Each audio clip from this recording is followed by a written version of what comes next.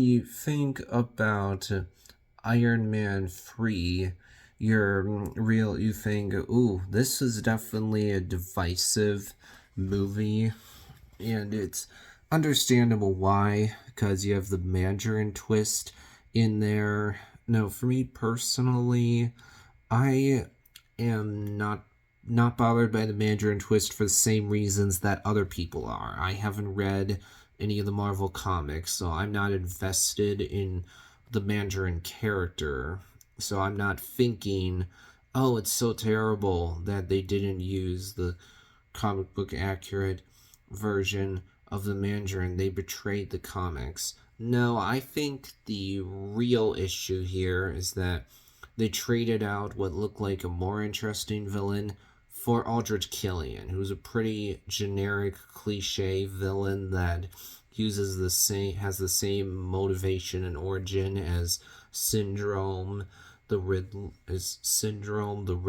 and Electro.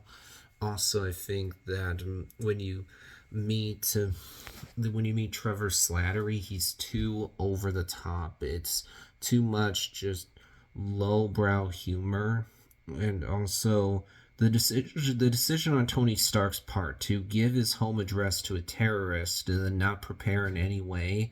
The fact that he's apparently so stupid he doesn't realize. I could just simply say house party protocol to Jarvis and have the suits patrolling my house at all times. That would have absolutely prevented his house from being destroyed. Really, really stupid on Tony's part. But I like that this movie focuses more on Tony and less on Iron Man. I like that Tony has to be creative and resourceful. He has to defeat bad guys without the aid of his armor. Or in the case of this one action scene, he has part of his armor but not all of it. I think the plane rescue is really well done. It's one of my favorite parts of the movie. It really shows Tony being a hero. I think the acting is really good, and Gwyneth Paltrow, Robert Downey Jr. do a good job. I like what we see from Tony in this film, how it ties to the Avengers. I like that we explore the idea that while Tony was very much affected by what happened at the end of the Avengers, that he went into space. He saw for the first time with his own eyes that aliens are out there. They exist.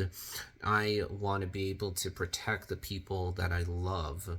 And so he builds all these suits of armor obsessively to help do that.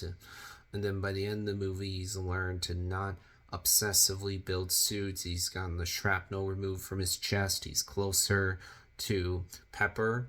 I like overall the way the movie ends. Of course, the problem here is that this movie feels like an oddity within the MCU. It feels really weird in the franchise because ultimately this movie ended up not mattering very much. The ending is undone by Avengers Age of Ultron. So it's like this is a great Shane Black action comedy, not as good of an MCU film.